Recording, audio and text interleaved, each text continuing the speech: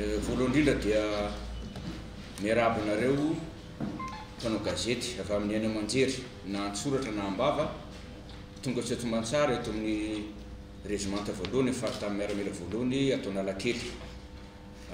Mandray fitenenana tokony andraiky ny faritamin'ny miaramila Antenene Voix dia ny général de brigade Rabena Varavely Jean-Claude, commandant région militaire numéro 1. Nampitsoina ianareo mba ahafahana manome fanampim-baovao sy fanampim-panazavana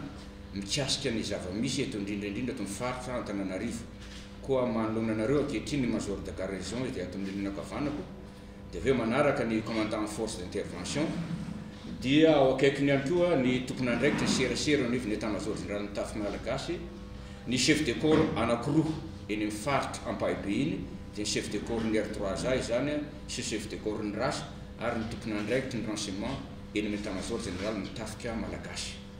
Rehefa nahazo fahazoan-dalana avy any amin'ny lehibe ny état-major général ny tafika malagasy dia nisafidy ny anao izao famela velary sy fanampifanazavana izao ho aminareo eto anivon'ny région militaire numéro 1 ka dia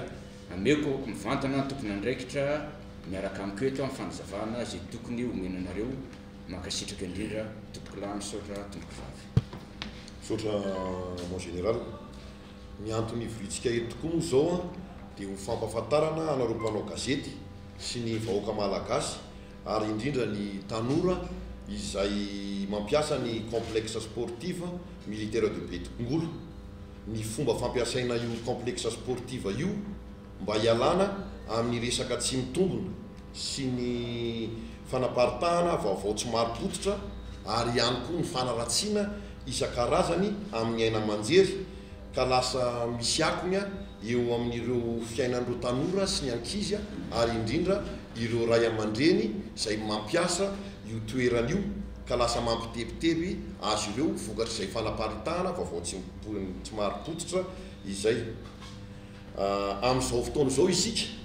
dia miara-mahafantatra fa misy ny fomba fiasa amin'ny fitantanana amin'ny fitaovam-panjakana isan-karazany, ao anatin'izany ny trano, ny fiarakodia ary indrindra ny toerana toy ny tony complexe sportif de Betongolo izay iresahantsika eto ity.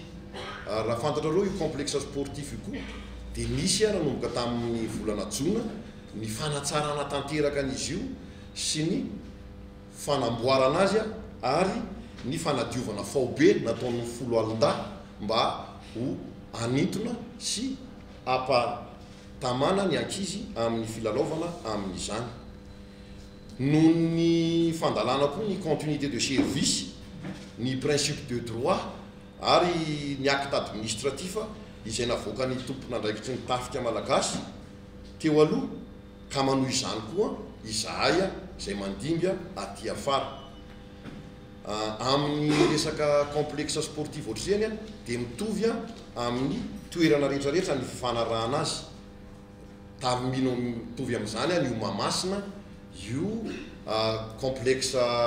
gymnase couvert, zany hoe ny fampiasana ireny zany installation reny dia misy ny contrat ao amin'ny gare sport ary misy ao anatin'izany contrat zany ny fifanarahana kely isan-karazany hoe inona ny tokony atao eo amin'ny toerana, inona ny akanjo tokony hoentina matseo, manahoana ny vola tokony aloha, manahoana ny assurance zay ataon'ny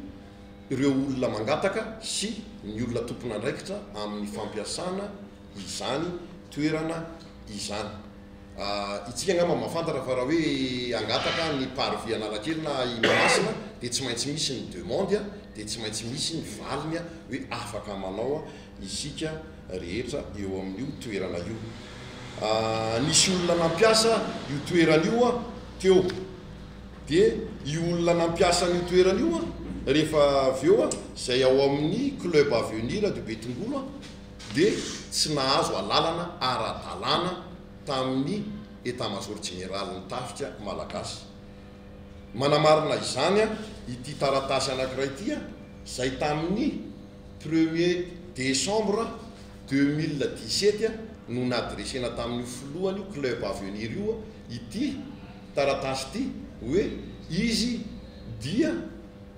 tsy mahazo mampiasa ny toerana io manomboka ny volana 2 décembre 7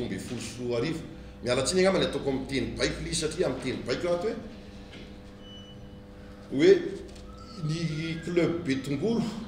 j'ai l'honneur de porter à votre connaissance que l'accès au terrain du Betongolo est suspendu les izy fa tsy foana au club avenir du Betongolo à compter du 2 décembre 2017 tant que votre situation de rattachement à une entité ne soit pas réglée en bonne et due forme. Zay angamba zany le tamin'ny 2017 zay zavatra zay zany hoe tokony efa nyregleny tokony efa namboariny tany amin'ny tompon'andraikitra maefa ny ahoana ny tokony anao satria zareo zany tsy ao anatin'izay manana ny taratasy ara-dalàna fa tokony anao eo dia tokony fanantony izy ireo zany tany amin'ny lehibe tompon'andraikitra maefa tamin'io nanomboka tamin'ny 2 décembre 2017 io. Vokatry le fanatsarana fomba fiasa amin'izao fotoana zao amin'ny fitantanana ny toerana sahalamreny dia nisy ny fisafona nataon'ny lehibe zay nahalalàna ary nataonay koa zany hoe aiza daholo ny toerana tokony misy amba ara-dalàna sy apeteny izy dia hita tao zany fa tsy misy ny taratasy ara-dalàna tamin'ireo olon'ireo zay milaza avany amin'ny chef d'état-major général ny tafika malagasy satria ny chef d'état-major général ny tafika malagasy no mia an'io toerana io. Rehefa tsy nahanana an'izay toeran'izay izy ireo olon'ireo dia zay no natonga anazy namoaka zavatra tsy mitombona amin'ny aina amanjery ka lasa ohatrany hoe manara-baraka ny tafika malagasy tsy mitsinjo ny zaza sy ny tanora zay ho avy ny firenena fa lasa fanaratsiana no anton'le izy. Anarivo ny tanora manao fanatanjahantena eo amin'ny foto-drafitrafa amin'ny Betongolo io iarahantsika malalana man'izany fa ireo olona rehetra eo dia manana fifanarahana amin'ny tafika malagasy amin'ny état-major général ny tafika malagasy avokoa izy rehetra eo. Ny état-major général ny tafika dia manome sehatra ho an'ny tanora rehetra sy ny tia fanatanjahantena saingy tokony anara-dalàna amin'ny fifanarahana amin'ny gara sport ka manana ny fahazahoan-dalana ara-dalàna izy ireo.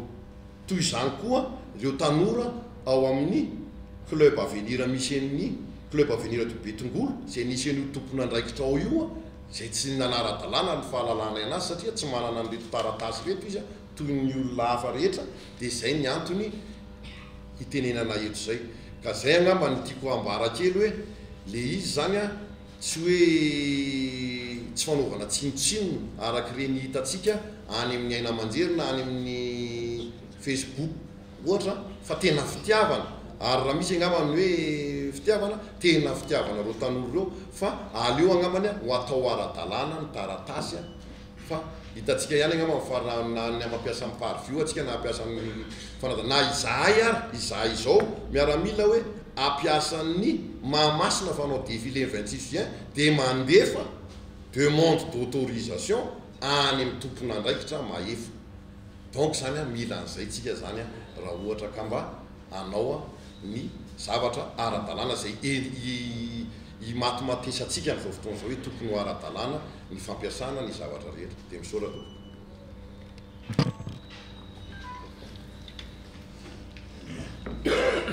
Colonel Rakotoson, commandant zaitra ny tafika malagasy. Araka an'izay fanazavahany tompon'andraikitra voalohany amin'ireo complexe sportive zay miresahany teo reo dia efa be dia be ary gagy zahay raha mivoaka tany amin'ny tambajoja tseratsera zay tsy mifanaraka tamin'ny zava-misy tamin'ny andro nisiny lazaiko fa savorovory satria raha nanao ny fisafona tampoka zay tokony ho ataon'ny lehibe ny état-major général tamin'ny faritra Betongolo iny dia nahita an'io tompon'andraikitry ny club avenir ny Betongolo dia nanontany ampanajana amin'ny tompon'andraikitra voalohany ny lehibe ny état-major général ny tafika malagasy hoe iza ianao mampiasa toeran'io ianareo ary manana taratasy ara-dalàna ve. Fanajana ny fampiresana taminy dia lasa savorovoro satria dia fanimazimana any lehibe état-major généraly ny valiteny nomen'ilay tompon'andraikitra zay mitondra an'io club any ankizy io raha tompon'andraikitra hitaizakizy angamba ary teo amasiny reo ankizy reo ny valiteny azo a de ataoko angamba fa tsy mendrika zany hitarika tanora sy tompon'andraikitra eo anivony fanatanjahantena zany satria natao hitaiza ny tompon'andraikitra ohatran'izany fa tsy natao anome ohatra ratsy zay hoaran'ireo ankizy reo raha pitso ampiratif satria reo a no avy firenena noho izany savorovory zany dia amin'ny tompon'andraikitra voalohany amin'ny majorité moa fomba filaza azy satria iaratsika malala fa amin'ny toerana Betongolo hatrany amin'ny complexe Betongolo ka hatrany amin'ny R3A dia misy kana miaramila maromaro ao amin'ny Betongolo sy eo ampaibe eo ao ny ministera ao ny Jenny miaramila ao ny regimentany Antsitoana ao ny regimentany Arona Bakabaka zay manakaiky ny complexe zay resatsika eo dia ny tena akoatra mahakomande ny herivonjy ny tenako dia major du camp responsable ny resaka filaminana sy fandindrana misy ao anatin'ireo toerana zay andraiketany tapaka malagasy ireo ny tenako zay indrindra nahatonga ay namoaka taratasy zay mampiato sy manjara aloha lay olona tompon'andraikitra tsy azo ampiasa any complexe io ary tsy mahazo miditra amin'ny camp manam-pisiny baiko vaovao sy filaminan'ny taratasy sy fahazahoan-dalana ahafahany mitarika tanora ohatran'izany ka sao de misy zavatra hafa mifanohatra amin'ny zava-misy ivoaka any amin'ny tambazotra zay ny antony zao tompon'andraikitra rehetrarehetra zao miaraka mba hampafantatra ny zava-misy sy hanazavany sainy ny olona rehetra zay miaino atsika miaino anareo sy mamaky an'ireny tambazotra serasera reny